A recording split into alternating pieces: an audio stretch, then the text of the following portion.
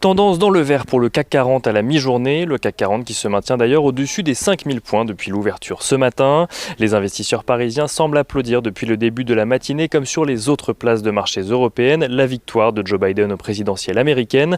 Une victoire qui laisse espérer aux opérateurs une politique plus modérée, notamment au niveau international, mais aussi un assouplissement monétaire massif aux États-Unis, ce qui devrait favoriser la prise de risque à moyen terme.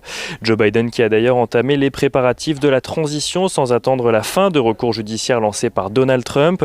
Donald Trump qui refuse pour le moment de reconnaître sa défaite et qui a continué à alimenter la théorie d'une fraude électorale sur Twitter tout le week-end.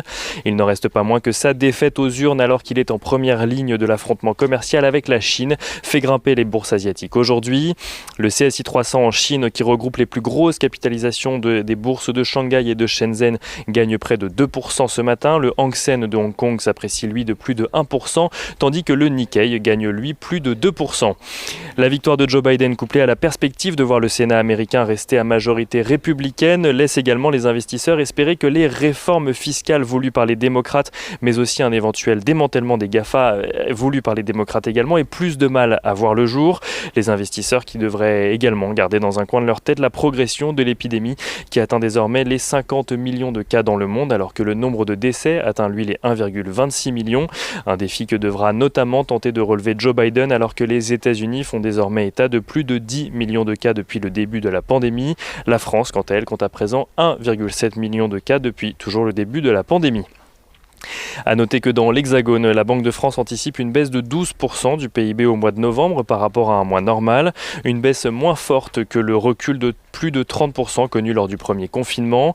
La Banque de France qui anticipe également une contraction de l'économie française de 9 à 10% du PIB sur l'ensemble de l'année. Et on reste en France, on regarde les valeurs à présent à la Bourse de Paris. Société Générale annonce la suppression d'environ 640 postes en France à cause de la pandémie et notamment de ses répercussions sur le groupe. Airbus annonce de son côté avoir reçu 11 nouvelles commandes et livré 72 appareils au mois d'octobre. Des nouvelles commandes qui portent donc le nombre total de commandes d'avions depuis le début de l'année à 308 et le nombre de livraisons depuis le début de l'année toujours à 413. Et on reste dans le secteur aéronautique. Air France KLM annonce que finalement le groupe bénéficiera d'un plan de soutien de la part du gouvernement néerlandais. Mis en suspens dans un premier temps à cause du refus des pilotes de geler leur salaire, celui-ci a finalement été validé ce vendredi pour un montant de 3,4 milliards d'euros.